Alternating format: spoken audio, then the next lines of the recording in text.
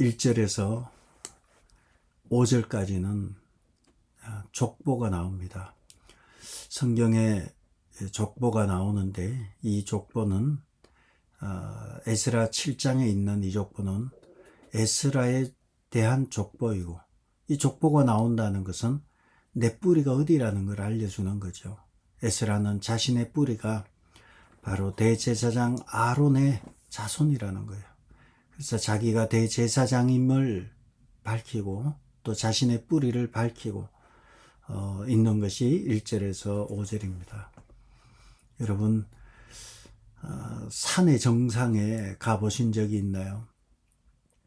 높은 산을 올라가는데 어느 날 앞 정면에서 올라갈 때는 이 절벽과 같이 보여요. 뾰족뾰족한 돌산이 보이고 그 절벽을 타고 힘든 길을 거쳐서 올라가기도 하고, 또 산의 뒷면으로 가면은 산의 뒷면은 평평하게 이어져 있죠.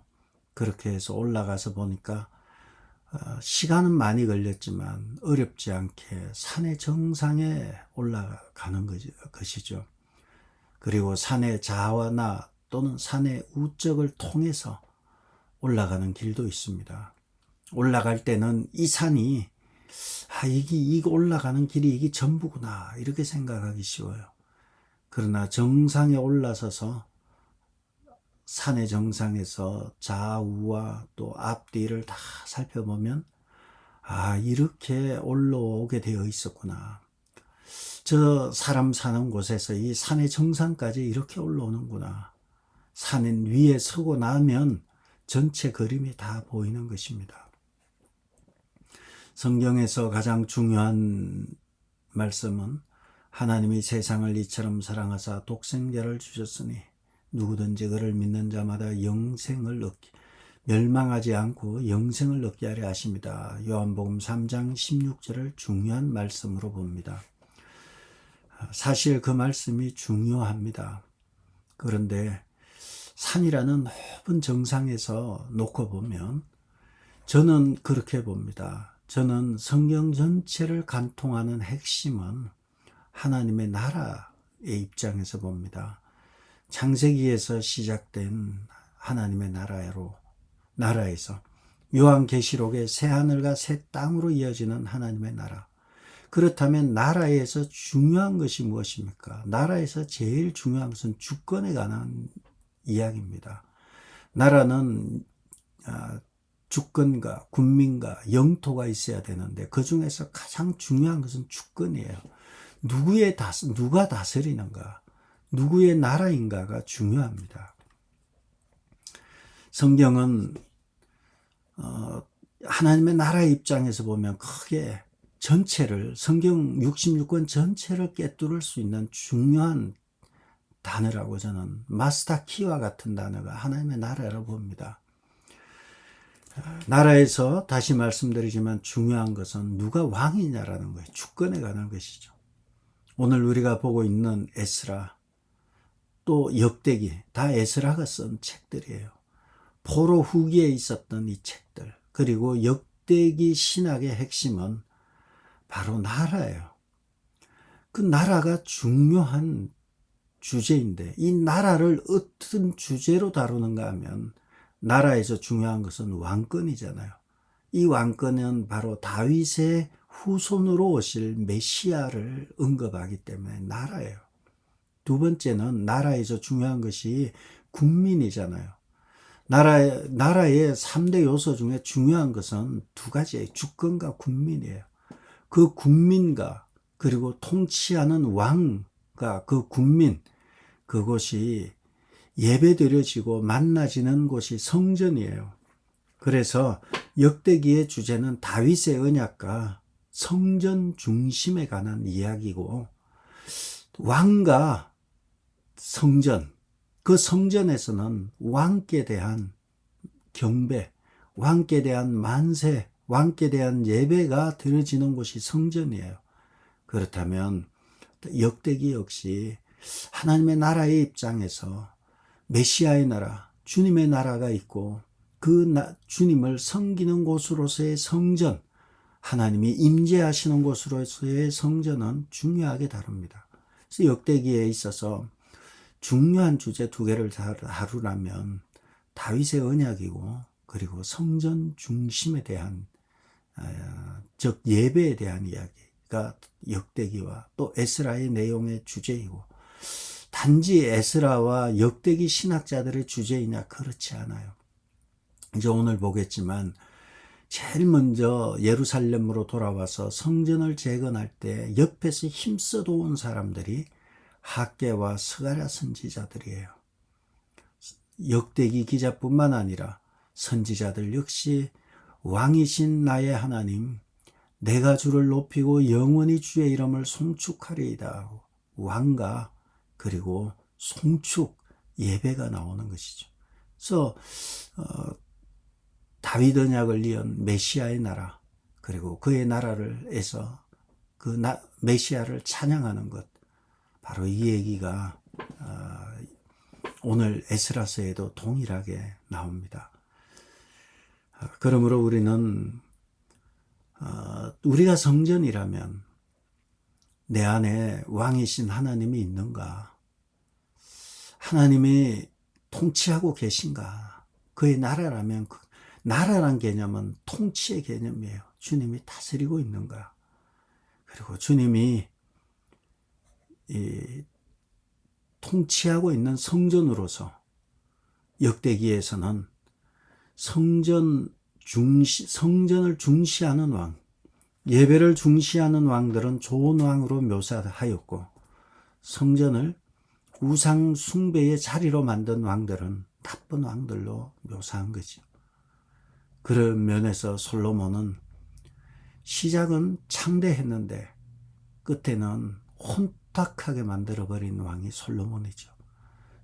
성전 제사보다는 산당 제사를 허용하면서 나라가 반쪽이 나게 만든 장본인이 되는 것입니다.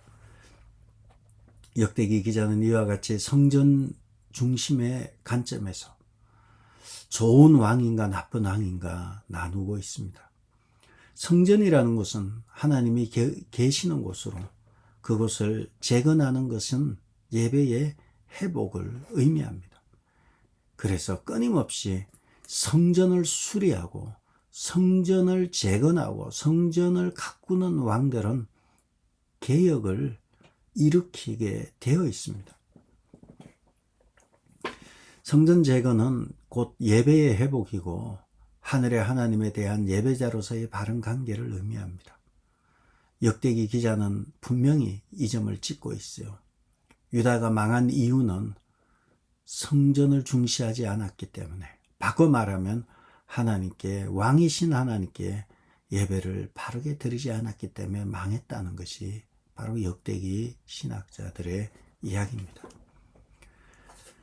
그렇게 해서 결국은 예레미야가 외치게 되죠.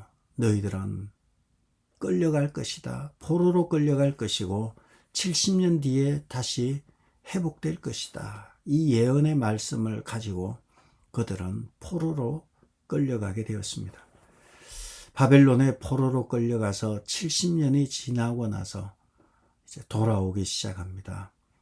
제1차 포로, 제3차 포로까지 돌아오는데 제1차 포로의 핵심 인물은 페르시아 제국의 고레스라는 왕이 돌려보내게 됩니다. 그리고 이때 유다 백성을 끌고 출애굽한 대표적인 인물이 스룹바벨입니다. 스룹바벨과 예수아라는 인물이 제1차 포로를 끌고 돌아오게 되고, 제2차 포로는 아닥사스다 왕 때이고 에스라가 2차 포로자를 끌고 돌아오게 되고요. 3차 포로 기한은 느헤미야라는 행정가에 의해서 세 번째 포로 기한이 일어나게 되는 것입니다. 그런데 재미있는 것은 포로 기한할 때 페르시아의 고레스 왕과 페르시아의 아닥사스다 왕은 어떤 명분으로 이스라엘 백성을 돌려보냈는가, 그것을 우리는 보아야 합니다. 페르시아의 고레스는 역대하 36장 23절에 이렇게 되어 있어요.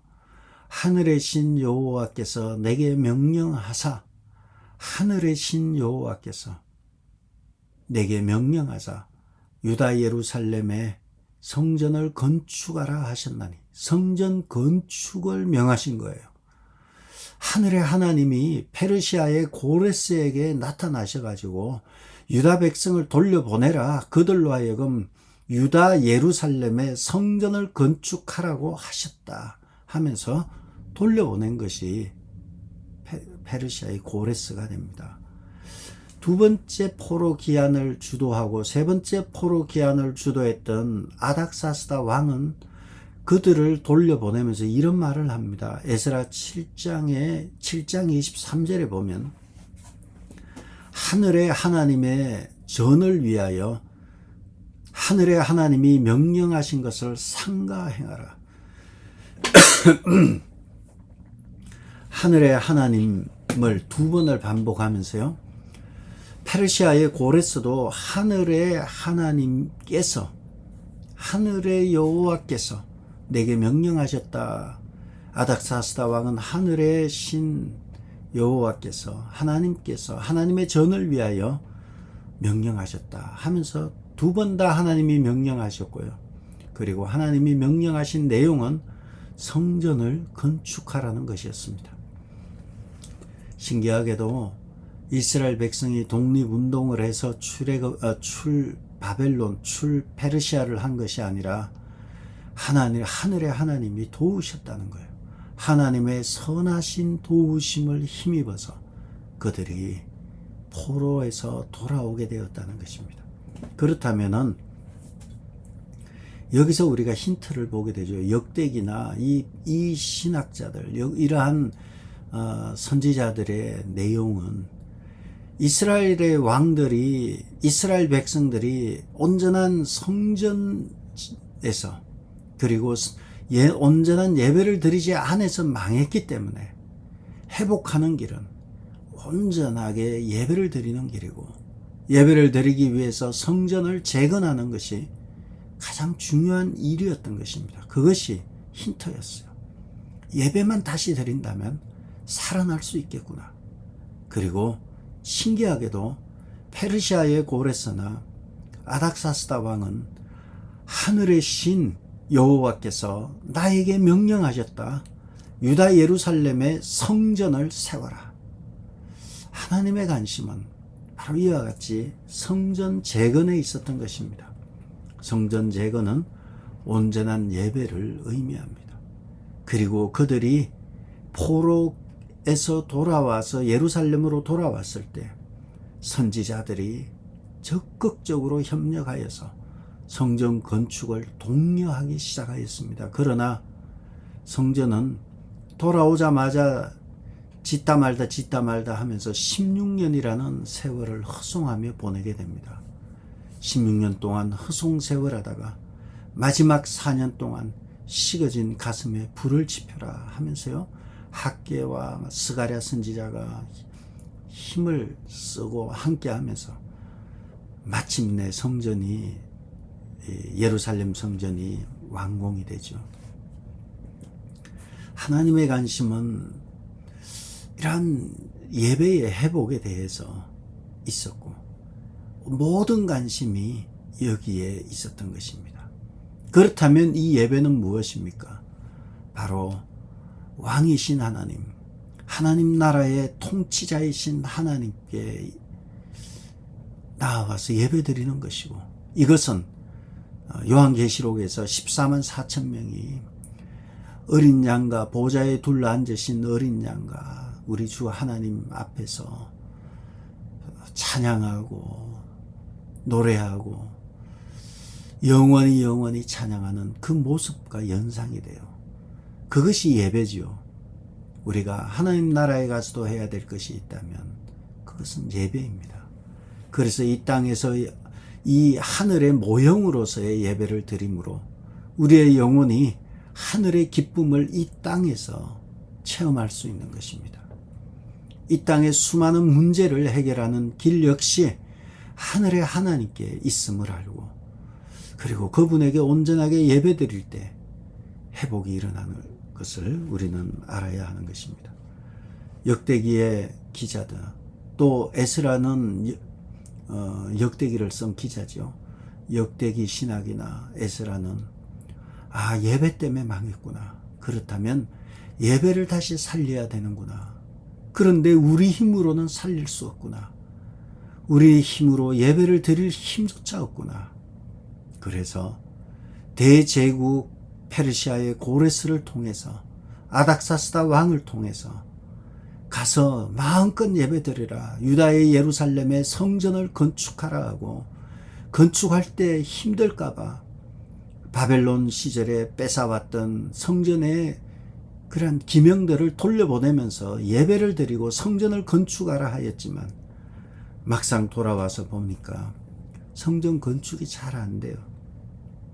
저는 베이직에 속한 모든 성도들이 하나님 앞에서 긍정적이고 희망적인 여러분들이 되기를 바랍니다. 왜 성전 건축이 되지 않았을까요? 뭐 좀 하려고 하면 왜 이렇게 뒷다리를 잡는지. 성전 건축하자고 하니까 우리 집부터 먼저 지어야지. 무슨 성전을 먼저 건축한다 그러냐. 내 코가 석잔데 불평과 불만이 백성들 사이에 많이 일어나게 되고, 또 페르시아에서 돌아온 5만 명이 있지만 돌아온 그들조차도 5만 명이 뭉쳐서 하면 할 수 있을 거예요. 끊임없이 자신의 형편과 사정을 생각하면서 하나님의 성전을 짓지 않았던 거예요. 그러기를 16년 동안 그렇게 보낸 거예요. 그 16이란 숫자를 잘 기억해 놓으시기 바랍니다. 16일엔 0년 동안 아무것도 하지 못한 거예요. 그러다가 BC 516, 요것도 16이 되죠. BC 516년에 성전을 완공하게 됩니다. 16년 동안 성전을 짓지 않고 있다가 마지막 4년 동안 성전을 다 지어버린 거예요. 그래서 BC 516년경에 성전을 완공하게 됩니다.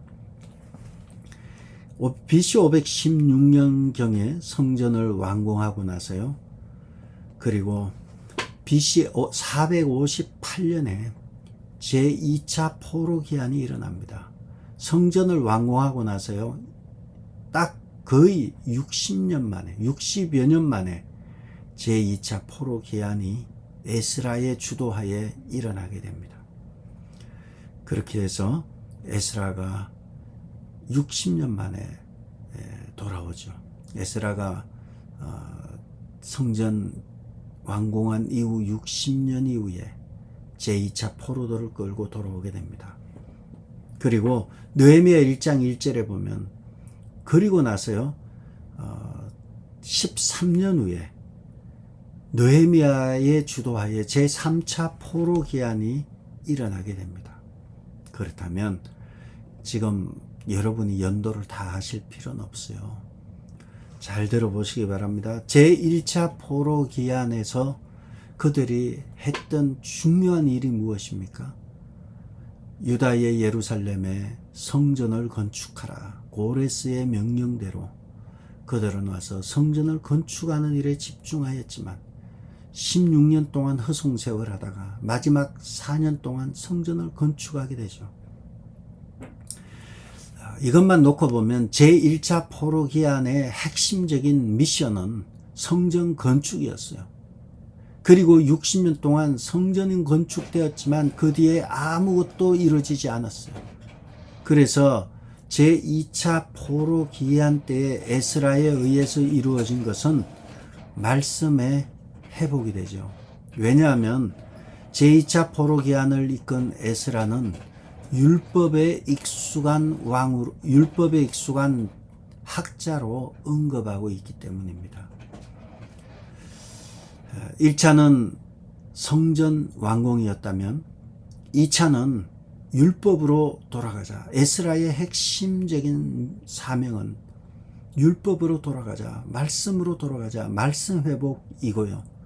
그리고 제3차 포로기한의 핵심은 성벽을 재건하는 일이었습니다. 그래서 각 포로기한의 목적이 다 달라요. 성전을 완공하고, 두 번째는 율법으로 돌아가고, 세 번째는 성벽을 완성하면서, 성벽을 완성한다는 의미는 그 성을 다시 만든다는 거잖아요. 그것은 공동체의 회복을 의미하는 것입니다. 이러한 시기마다 시대적인 필요와 요청이 있었던 것입니다. 그렇게 해서 에스라가 돌아오게 되죠. 또 하나는 에스라가 돌아올 때, 에스라나 3차인 느헤미야가 돌아올 때 중요한 왕이 아닥사스다 왕입니다. 이 아닥사스다 왕은 아하수에로 왕의 아들입니다. 아하수에로 왕의 부인은 에스더입니다. 그래서 아닥사스다 왕은 에스더의 친아들이란 이야기도 있지만 그것은 설득력이 없고요. 에스더의 앞에 본처였던 첫 번째 부인이었던 왕후 와스디의 아들로 역사가들은 보고 있고요. 그래서 아닥사스다 왕의 양어머니가 에스더라는 거예요. 그래서 아닥사스다 왕의 눈에 비친 양어머니 에스더는 이쁘잖아요. 이쁘고, 그리고 현숙하였고, 또 이 에스더는 죽으면 죽으리라 하고 아하수에로 왕 앞에 설 정도로 때로는 용기가 있는, 결단이 있는 여인이었습니다. 그것을 아닥사스다 왕은 어린 시절에 우리 양어머니 에스더의 결단력과 그리고 미모를 다 보았고 유대 민족에 대한 우호적인 태도를 가지고 있었을 것이라 추정하는 것입니다. 그렇기 때문에 그에게는 하나님에 대한 이야기를 알고 있었고, 그리고 그 하나님의 백성이 부림절날 다시 죽을 수밖에 없었는데 다시 살아났던 이야기, 하만 장군에 의해서 죽을 수밖에 없는 민족이 살아난 이 큰 사건, 이 부림절의 사건을 다 보았을 것입니다. 그래서 그가 아는 것은 유대에 있는 하늘의 하나님 여호와, 하늘의 신이신 하나님이 있구나. 그래서 유대 민족에 대해서 우호적으로 보고 제2차 포로기한 에스라에게 허용을 하고 제3차 포로기한인 느헤미야를 통해서 돌려보내지 않았을까? 이거 전적인 추측이에요. 저는 그 추측이 틀리지 않다고 제 개인적으로 생각을 합니다. 이렇게 해서 우호적으로 하였다고 봅니다. 여러분, 이것은 성경에도 보면 이런 이야기들이 있습니다. 하나님은 우연히 하는 것이 없어요. 그냥 지나간 사건들, 지나간 만남들이 그냥 우연한 것이 없어요. 우연히 갔더니 마침 그곳에 보아스가 있었더라. 룻기서에 보면 보아스가 우연히 간 거예요. 근데 마침 그때 룻이 있었던 것처럼 우리는 우연히 어떻게 에스더서의 이야기가 그렇구나, 너무 훌륭하다 했는데 알고 봤더니 그 양아들이 아닥사스다 왕으로 자라고 있었던 것이에요. 마찬가지로 우리가 보아스라는 사람이 이방 여인 룻을 아내로 맞아들이게 되잖아요. 그런데 이방 여인 룻을 보아스가 아내로 맞아들일 수 있는 그 이유는 아마도 어머니가 창녀잖아요. 기생 라합이에요. 기생 라합이라고 하지만 영어로는 매춘부로 기록이 되어 있어요. 매춘부인, 어머니가 매춘부인 아들인 보아스에게 이방 여인인 룻에 대해서는 마음이 열려 있는 거예요. 이방 여인에 대해 열려 있고요. 그리고 몸을 팔면서 살아갈 수밖에 없는 비참한 삶에 대해서도 열려 있고, 시어머니를 모시고 와서 이삭을 줍고 있는 그 모습을 바라본 거예요. 그것은 보아스만이 볼 수밖에 없는 거라고 생각합니다. 다른 사람들은 웬 이방 여인이 이삭을 주우러 왔네, 아이 참 불쌍하네, 그리고 말았을 거예요. 그런데 보아스의 눈에 비친 여인은 이방에서 왔다고 합니다. 어머니의 하나님을 따라서, 어머니의 백성을 따라서 왔다고 합니다. 할 때 보아스의 머리에 지나가는 생각은, 우리 어머니가 그랬는데, 우리 어머니가 창녀였는데 정탐꾼을 살려주고, 하나님이 참 신임을 알고 정탐꾼을 살려주고 이스라엘 백성으로 하나님의 품 안으로 들어왔는데 저 여인이 그렇구나. 기생 어머니의 모습을 보면서, 룻의 모습을 보면서 어머니를 슬쩍 보게 된 것이죠. 저런 여인이라면 아내로 맞이할 수 있겠구나, 맞이해도 되겠구나, 그렇게 현숙한 여인으로 보고 그 여인을 아내로 맞아들인 것입니다. 마찬가지로 아닥사스다 왕도 그랬고 보아스도 그랬던 것이라고 봅니다. 우리는 여기서 결론적으로 몇 가지만 보면, 첫째, 제1차 포로 기한에서 핵심 일은 성전 건축이고요. 제2차 포로 기한에서 핵심적인 것은 말씀 회복이었어요. 건물만 있는 것이 아니라 말씀으로 채우는 일이었고요. 제3차는 이제 공동체가 온전하게 보호받기 위해서 성벽을 재건해 놓는 일이었어요. 각 시대마다 사역이 달랐어요. 예루살렘 지역을 복음화하기 위해서는 베드로가 그 사명을 감당했지만, 전 세계를 복음화하기 위해서는 바울이라는 이방인 출신이고 철학에 능통한 가말리엘의 제자인 바울이 거기에 적격이었어요. 시대마다 사명이 다른 거예요. 저는 오늘날 이 시대를 보면서 20년 전, 제가 이민 올 때 20년 전만 해도요, 뉴저지에 교회가 그렇게 많지 않아서 깃발만 꽂아도 교인들이 몰려왔어요. 여기저기서 이민 와가지고 교회로 해서 그냥 실력도 관계없고 목회자의 뭐 이런 거 관계없어요. 그냥 교회 이러면 왔던 시대였던 것 같아요. 그런데 시간이 훌쩍 지나고 나서 보면 그렇게 갔던 교회들에서 많은 상처들을 받고 가나안 성도로 돌아서게 되고 더 거칠어진 토양 가운데 있어요.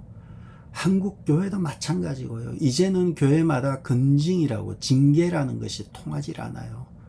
징계하면 딴 교회 가면 되지 뭘 이 교회 밖에 없나? 딴 교회 가면 되는 거예요. 그렇게 거친 세상을 우리는 맞이하고 살아가고 있어요. 거친 세상에서 우리도 복음의 본질은 가지지만 접근 방식은 훨씬 달라져야 합니다. 우리는 세상에 안 믿는 사람들 없어요. 다 믿어요. 근데 왜 교회 안 다녀요? 다 상처받았대요. 그래서 안 다녀요. 그런 사람들이 부지기수일 거예요. 그들에게 오늘날 이 시대에 하나님이 교회에 원하시는 모양은 무엇일까? 몇십 년 전에 있었던 막 이렇게 잘못하면 징계하고 수찬 정지하고 막 그런 것으로는 씨알이 안 먹히는 시대가 되어버렸어요. 이러한 시대에 우리는 어떻게 해야 될까? 더 어렵고 더 힘든 시대를 살아가고 있는 우리에게, 우리 교회를 향한, 오늘날 이 시대를 향한 하나님의 시대적인 요청과 우리가 해야 될 일은 무엇일까요?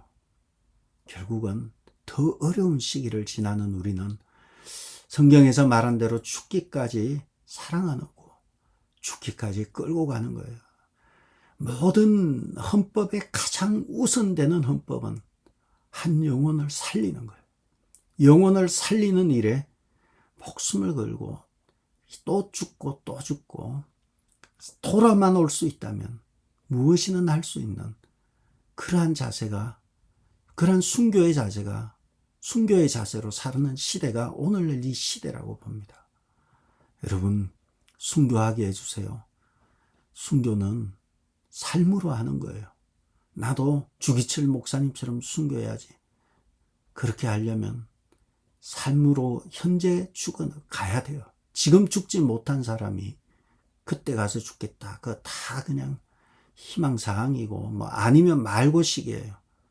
진짜 각오하고 죽을 생각한다면 매일매일 삶 가운데 정말 양보하고 또 죽고 또 울고 또 아파하고 그러면서 끌고 가는 것이 순교의 자세로 사는 것입니다.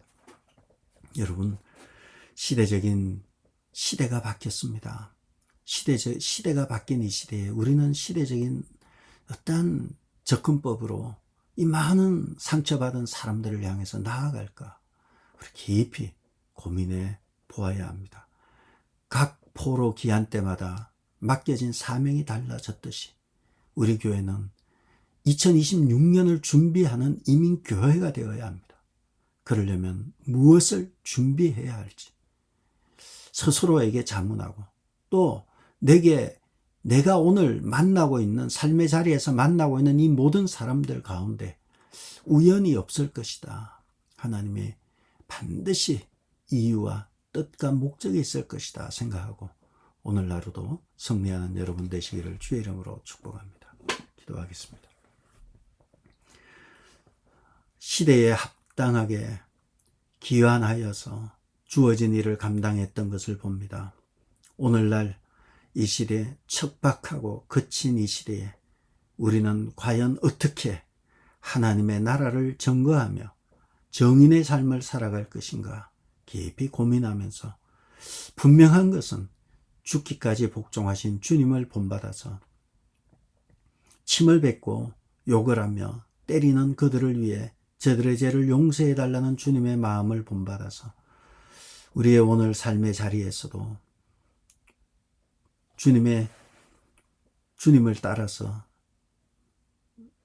접근하는 귀한 주의 자녀들 되게 도와주옵소서. 예수님의 이름으로 기도합니다. 아멘.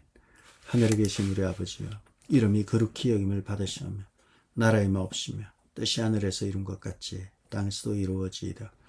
오늘 우리에게 일용할 양식을 주옵시고 우리가 우리에게 죄지은 자를 사하여 준 것 같이 우리 죄를 사하여 주옵시고 우리를 시험에 들게 하지 마옵시고 다만 악에서 구하옵소서. 나라와 근세와 영광이 아버지께 영원히 있사옵나이다.